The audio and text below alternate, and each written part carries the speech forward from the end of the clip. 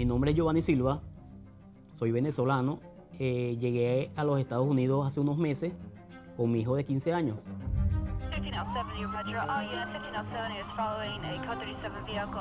Y bueno, una mañana yéndose al colegio, me lo arrollaron. La persona que arrolló a mi hijo no se hizo cargo del caso, y en ese momento tuve que dirigirme al abogado Jared Spinger. Hi, this is Jared speaking. Él me atendió muy amablemente. Él me explicó el caso, que a pesar de que yo no tenía un estatus migratorio, yo igual tenía derechos como una persona residente. Gracias a Dios y al doctor Jared Spinger, el caso fue muy favorable, por lo cual me siento muy agradecido.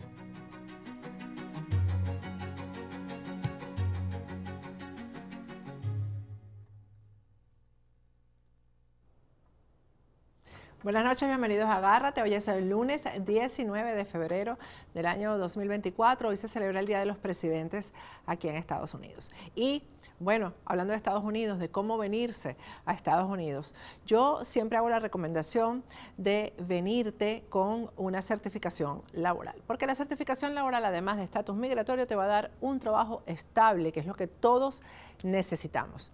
UCIA Legal son nuestros aliados, son los mejores en certificaciones laborales. Pronto te vamos a anunciar un seminario que UCIA Legal va a dar para explicarte todo lo que tienes que saber acerca de la certificación laboral. Y en pantalla tienes un número telefónico de WhatsApp para que les escribas y pidas tu primera cita, que es totalmente gratis.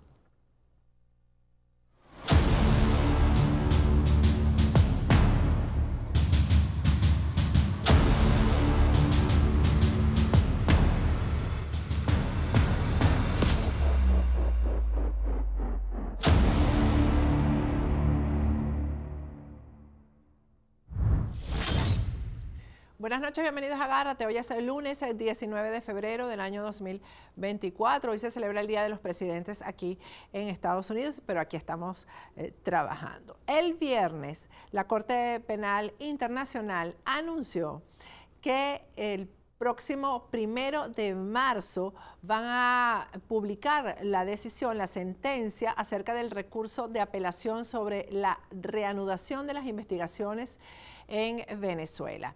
Ahí tienen ustedes en pantalla, por cierto, el link para asistir y ver en directo el momento en que dicten esta sentencia. Tenemos que recordar que Venezuela, el régimen de Nicolás Maduro, apeló ante la Corte Penal Internacional para que no se siguieran investigando los crímenes de lesa humanidad en Venezuela. Pero el 1 de marzo va a salir la sentencia sobre esto y pues todos los especialistas ya han anunciado que en el juicio se presentaron suficientes pruebas y suficientes argumentos para que continúen las investigaciones, para que no se detengan las investigaciones sobre los crímenes de lesa humanidad cometidos por los funcionarios de Nicolás Maduro.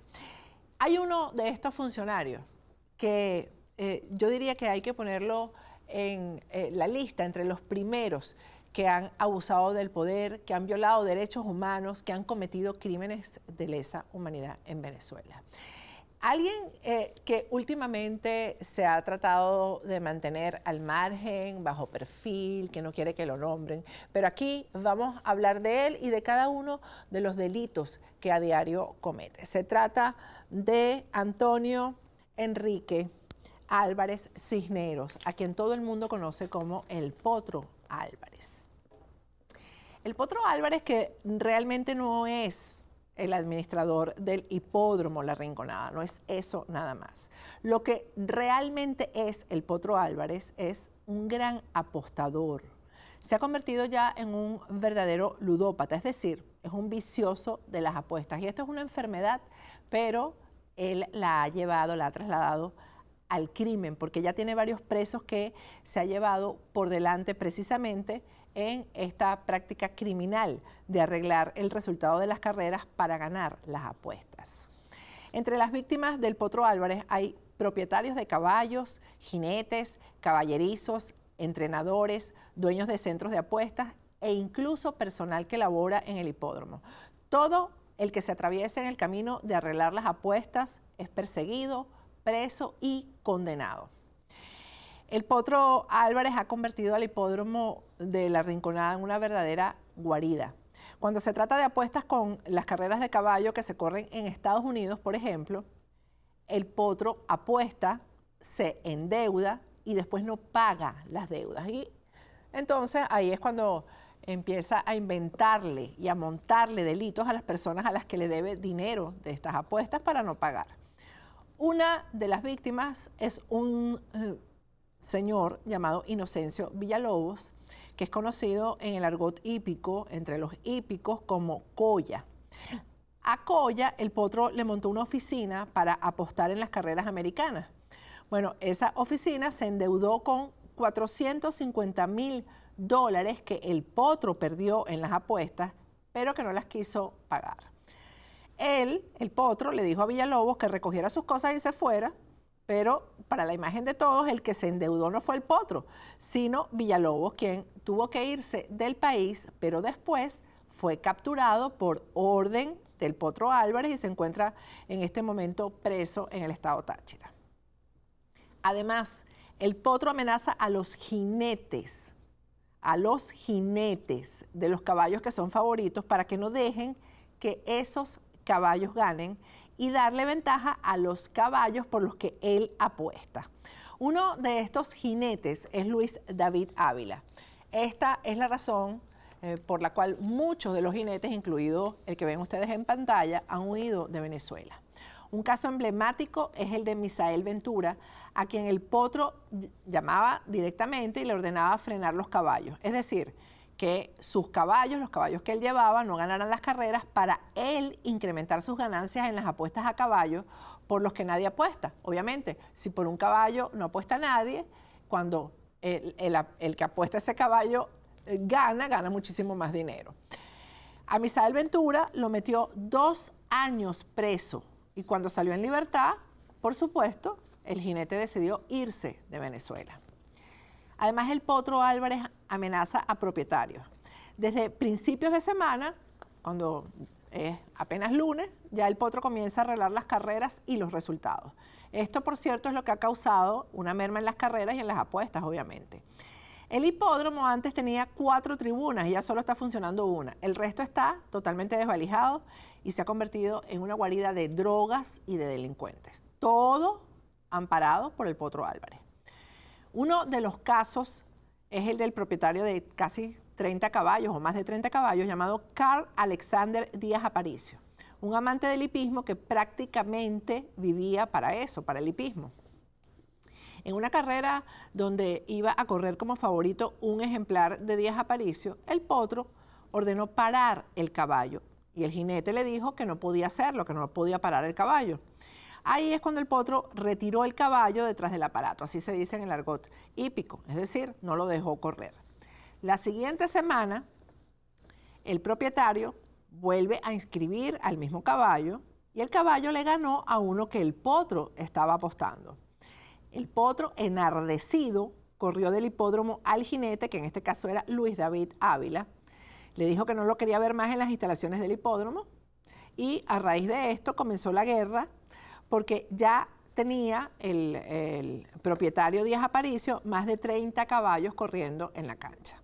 Los propietarios juegan y apuestan a sus caballos, eso es lo lógico. En una jornada, el Potro obligó a los jinetes a que frenaran a 3 de los caballos de este propietario, de Díaz Aparicio, y esto le generó al propietario una deuda porque obviamente él había apostado a sus caballos. El propietario Díaz Aparicio hizo la denuncia contra el Potro, pero fue a cancelar la deuda. En el momento que fue a cancelar la deuda, el dueño de la oficina de apuestas le dijo que por orden del Potro Álvarez no iba a aceptar el pago y que el Potro había dicho que lo que quería era meterlo preso. Nunca le permitieron a Díaz Aparicio pagar su deuda y la propia oficina que no permitió a Díaz Aparicio pagar la deuda lo denunció. Todo esto por orden del Potro Álvarez. Efectivamente, de la noche a la mañana, le emitieron a Díaz Aparicio una orden de aprehensión. Lo persiguieron como un delincuente y un mes después lo capturaron. Lo presentaron ante el Tribunal 51 de control y la juez le dijo, mira, aquí no hay ningún delito, y le dio la libertad. Pero inmediatamente el fiscal, escuchen el nombre de este fiscal porque es muy importante en esta historia. El fiscal Yogli Yepes ejerció el efecto suspensivo y dejaron preso al propietario de los caballos, a Díaz Aparicio, durante 45 días. Ahí es cuando lo imputan con los delitos de estafa y extorsión en modo simple. Por razones de salud, el propietario, Díaz Aparicio, fue beneficiado con arresto domiciliario, pero 6 meses después, el potro le exigió al mismo fiscal, a Yogli Yepes, que le revocara la medida y lo regresaron a la sede de la Policía Nacional Bolivariana de La Yaguara, donde el potro exigía que le enviaran fotos de Díaz Aparicio arrodillado, humillado y vejado. Estos son crímenes de lesa humanidad, señores. Díaz Aparicio exigió varias veces que le realizaran el juicio porque lo tenían obviamente preso sin hacerle juicio. Pidió que le hicieran el juicio de forma pública y oral porque él tenía pruebas para defenderse. Bueno, pero un día lo llevaron al tribunal y en 5 minutos lo condenaron a 15 años de cárcel. Otro caso es el de Héctor Barroeta. Héctor Barroeta, dueño de una revista hípica, denunció al Potro Álvarez en su revista y lo denunció por las redes sociales y por esa razón el Potro Álvarez ordenó que lo persiguieran. ¿Y con quién lo persiguieron? ¿Quién fue el represor? El mismo fiscal, Yogli Yepes, fue el que se encargó del caso. Otro caso, el del propietario de caballos, Denis Custodio, quien se encuentra en este momento preso en la zona 7. El modus operandi fue el mismo. Le imputaron el delito de instigación al odio por publicar en las redes denuncias contra el Potro Álvarez. A Denis Custodio le expropió todos los caballos, se los quitó, se los robó. ¿Quiénes conforman la red judicial con la que el Potro Álvarez persigue a quienes no quieren prestarse para su negocio de apuestas? El juez que usaba el Potro para todos estos casos era nada más y nada menos que Maximino Márquez, que lo tienen ustedes en pantalla. El juez que ahora está preso por corrupción. Las órdenes, la coordinación de todas estas órdenes las da Ángel Fuenmayor, que es el director de delitos comunes. Y el fiscal de todos los casos es Yogli Yepes, que lo tienen ustedes en pantalla, a quien acaban, por cierto, de premiar con un ascenso a fiscal superior. Miren, los casos que hemos mencionado aquí, hay pruebas de todo esto. Toda esta gente está presa. Estos son apenas unos poquitos casos de todos los que tiene en su haber el Potro Álvarez. Ha perseguido, como lo dije al principio del programa, jinetes, propietarios, personal del hipódromo. Muchos de ellos están presos. Hay decenas de personas que están presas por orden del Potro Álvarez. Este crimen, estos son crímenes de lesa humanidad. El 1 de marzo, señores, yo creo que vamos a tener una buena noticia. Una buena noticia. Y quienes estén afectados por cosas como estas tienen que acudir a instancias internacionales porque obviamente yo, por ejemplo, no creo que Tarek William Saab, el fiscal general, vaya a investigar a este Yogli Yepes que se ha prestado para todas estas vagabunderías y crímenes del Potro Álvarez. Vamos a ir a un corte y al regreso seguimos con Agárrate.